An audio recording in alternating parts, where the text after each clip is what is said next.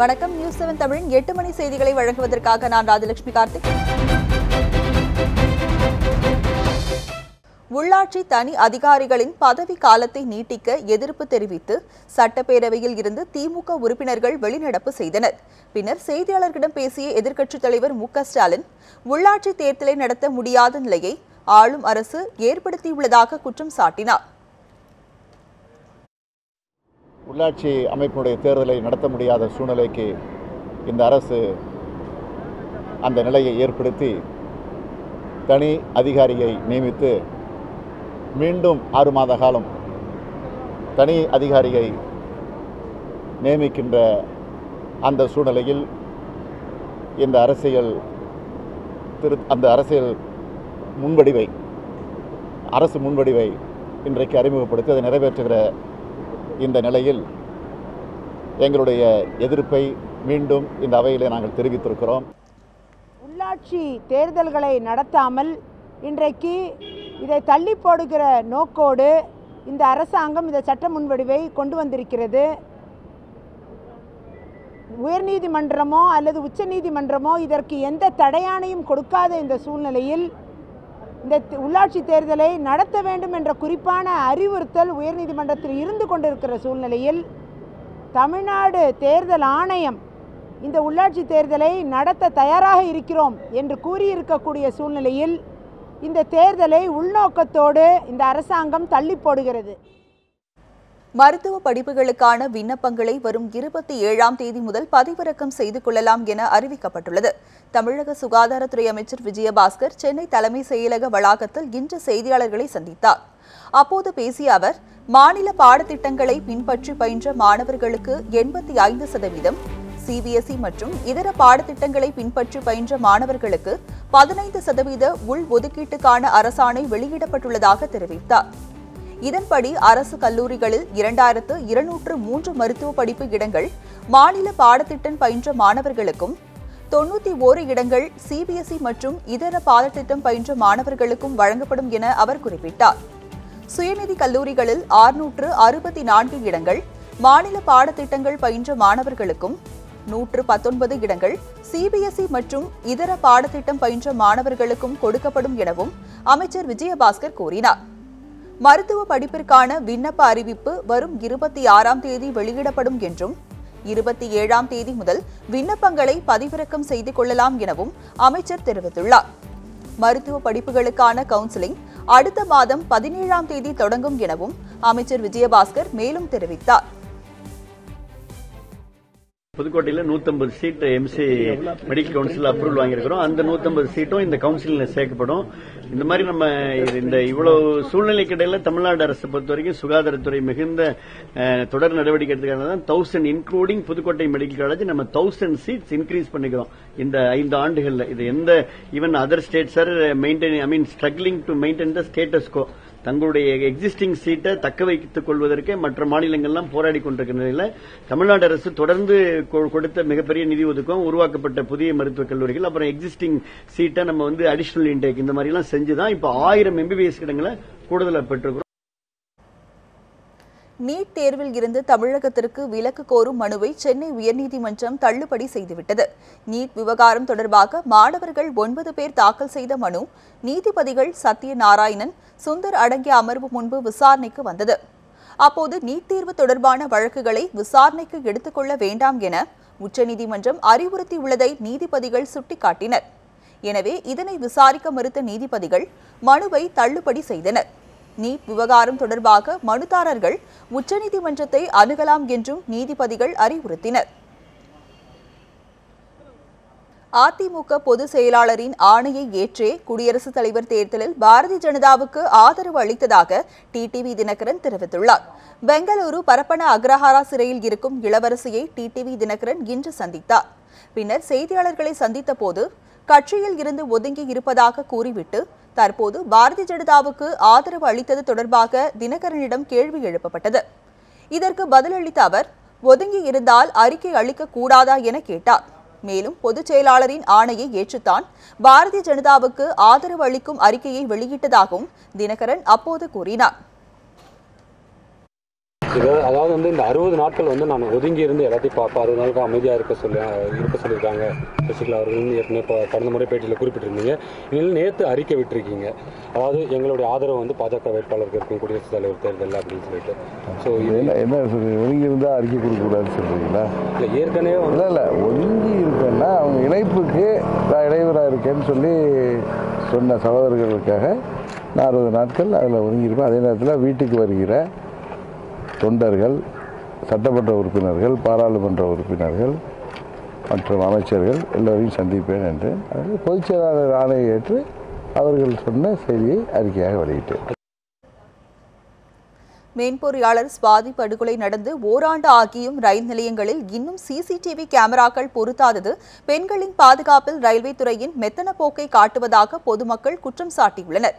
நாட்களை கடத்தால் இனியொரு சம்பவம் இதுபோல் நடக்காமல் இருக்க மத்திய மாநில அரசுகள் துரித நடவடிக்கையில் ஈடுபட்டிருக்க வேண்டும் என பொதுமக்கள் தெரிவித்துள்ளனர்.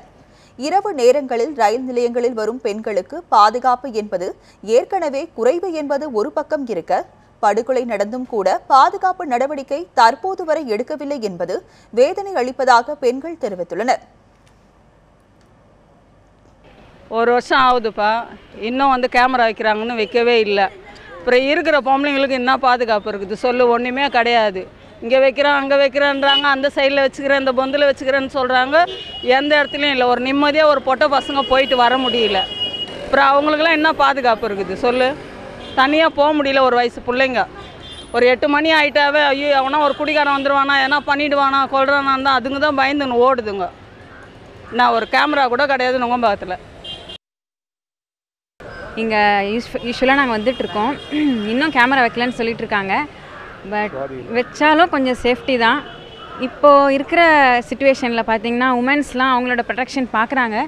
இருந்தாலுமே கொஞ்சம் சிசிடிவி கேமராவால் ஃபுல் ப்ரொடெக்ஷன்லாம் இருந்துச்சுன்னா கொஞ்சம் ஈஸியாக இருக்கும். குடியரசுத் தலைவர் தேர்தலில் தான் வெற்றி பெற்றால் நாட்டின் பன்முகத்தன்மையை பாதுகாக்கும் நோக்கில் செயல்படுவேன் என எதிர்க்கட்சிகளின் குடியரசுத் தலைவர் வேட்பாளர் மீரா குமார் தெரிவித்துள்ளார். நமது டெல்லி செய்தியாளர் சரோஜ் கணபத்துக்கு அளித்த பிரத்யேக பேட்டியில் அவர் இதனை கூறியுள்ளார். நாட்டின் பன்முகத்தன்மையை பாதுகாப்பதும் அனைத்து மதத்தவர்களையும் அரவணைத்து செல்வதும் மிகவும் முக்கியம் என குறிப்பிட்ட மீரா குமார், சமூக நீதி மற்றும் அனைவரையும் உள்ளடக்கிய வளர்ச்சிக்காக தான் பாடுபடுவேன் என தெரிவித்துள்ளார். கொள்கை அடிப்படையிலேயே காங்கிரஸ் தலைவர் சோனியா காந்தி தலைமையில் எதிர்க்கட்சிகளை சேர்ந்த 17 கட்சிகள் ஒன்றிணைந்து ஒருமித்த கருத்துடன் குடியரசுத் தலைவர் வேட்பாளராக தன்னை தேர்ந்தெடுத்துள்ளதாக குறிப்பிட்ட மீரா குமார், அத்தகைய கொள்கை வெற்றி பெற வேண்டியது நாட்டிற்கு அவசியம் என தெரிவித்தார்.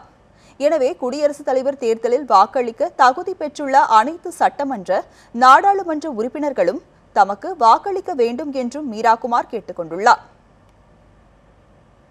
You see, a very important development has occurred 2 days ago. The opposition, 17 parties of the opposition have joined together under the chairmanship of Srimati Sonia Gandhi, Congress President, and have taken a unanimous decision.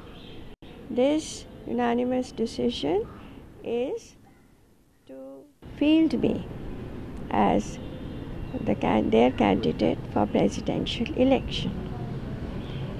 Now they have come together on the basis of a very definite ideological stand, and therefore as their representative I'll fight this election on the basis of these ideological stand position, which are very dear to me, which I hold sacred. And I appeal to the members of the collegium to decide on the basis of these ideologies which we have inherited, which is a part of our legacy, of our composite legacy, to vote in the best interest of the nation. வங்கிகள் தனியார் மயமாக்க நடவடிக்கையை கண்டித்து September மாதம் 15ஆம் தேதி டெல்லியில் அகில இந்திய அளவில் பேரணி நடைபெறவுள்ளதாக தமிழ்நாடு வங்கி ஊழியர்கள் சம்மேளன பொதுச் செயலாளர் அருணாச்சலம் தெரிவித்துள்ளார். கும்பகோணத்தில் நடைபெற்ற வங்கி ஊழியர்கள் பேரவைக் கூட்டத்தில் பங்கேற்ற அவர் இதனை செய்தியாளர்களிடம் தெரிவித்தார். வங்கித்துறைக்கு இன்றைக்கு நிறைய பிரச்சனைகள் இருக்கின்றன. அதாவது வணிக வங்கிகள், merger of banks, privatisation of banks, அதே போல் கூட்டுறவு வங்கிகளில் இருக்கக்கூடிய பிரச்சனைகள் அனைத்தையும் ஒருங்கிணைத்து வருகின்ற செப்டம்பர் மாதம் 15ஆம் தேதி நாடு தழுவிய அளவில் சுமார் 40,000 வங்கி ஊழியர்கள், அதிகாரிகள் கலந்து கொள்ளக்கூடிய ஒரு மாபெரும் பேரணி பாராளுமன்றத்தை நோக்கி நடத்த இருக்கின்றோம்.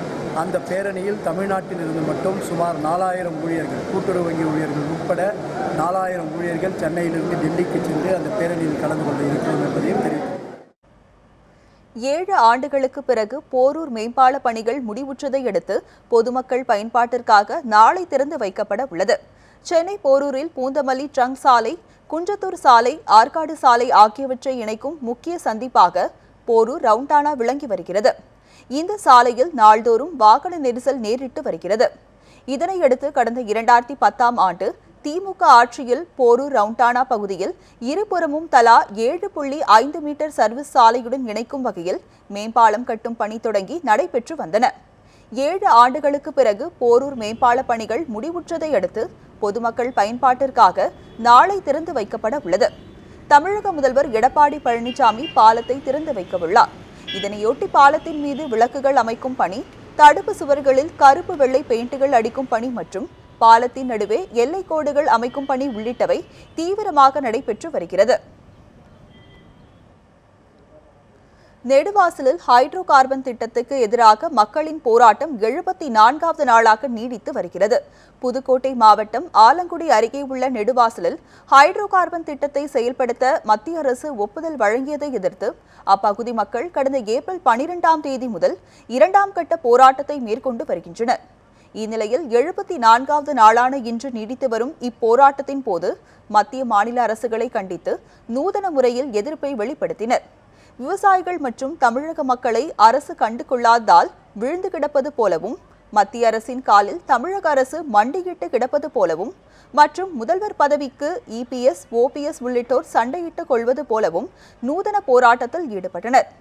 இதனைத் தொடர்ந்து மத்திய மாநில அரசுகளுக்கு எதிராக அவர்கள் கோஷங்களை எழுப்பினர்.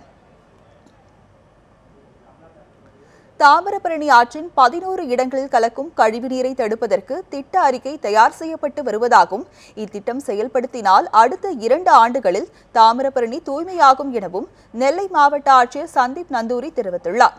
திருநெல்வேலி மாவட்ட ஆட்சித்தலைவராக கடந்த 5ஆம் தேதி சந்தீப் நந்தூரி பதவியேற்றார். இதனைத் தொடர்ந்து தாமிரபரணி நதியை தூய்மைப்படுத்துதல் தொடர்பாக பல்வேறு துறையினரின் கருத்துக்களை கேட்டறிந்தார்.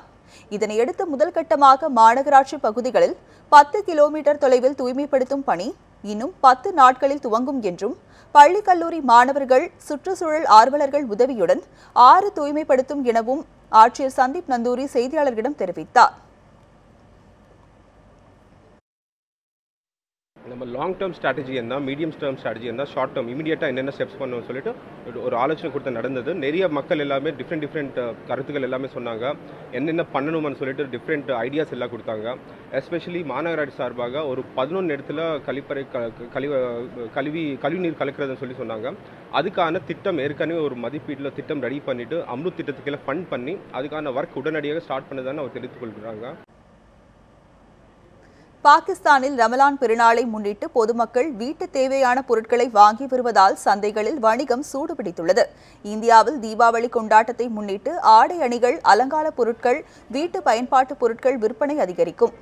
அதேபோலவே பாகிஸ்தானில் ரமலான் பெருநாளை முன்னிட்டு சந்தைகளில் விற்பனை சூடுபிடிக்கும். திங்களன்று ரமலான் பெருநாள் கொண்டாடப்பட உள்ள நிலையில் துறைமுக நகரான கராச்சியிலும் பஞ்சாப் மாநில தலைநகர் லாகூரிலும் உள்ள துணிக்கடைகள், காலணி கடைகள், முக அலங்கார பொருட்கள் கடைகள், தின்பண்ட கடைகள் ஆகியவற்றில் மக்கள் கூட்டம் அலைமோதுகிறது. விழா காலத்தை முன்னிட்டு தொழிலாளர்களுக்கு போனஸ் வழங்கப்பட்டுள்ளதால் அதை கொண்டு தங்களுக்கு தேவையான பொருட்களை அவர்கள் தேர்ந்தெடுத்து வாங்கி வருகின்றனர். இந்த பெருநாளையொட்டி பாகிஸ்தானில் பள்ளி கல்லூரிகளுக்கும் அரசு அலுவலகங்களுக்கும் வரும் திங்கள், செவ்வாய், புதன் ஆகிய 3 நாட்கள் விடுமுறை அளிக்கப்பட்டுள்ளது. இத்துடன் இந்த செய்தி தொகுப்பு நிறைவு பெறுகிறது. தொடர்ந்து இணைந்திருங்கள் நியூஸ் 7 தமிழுடன்.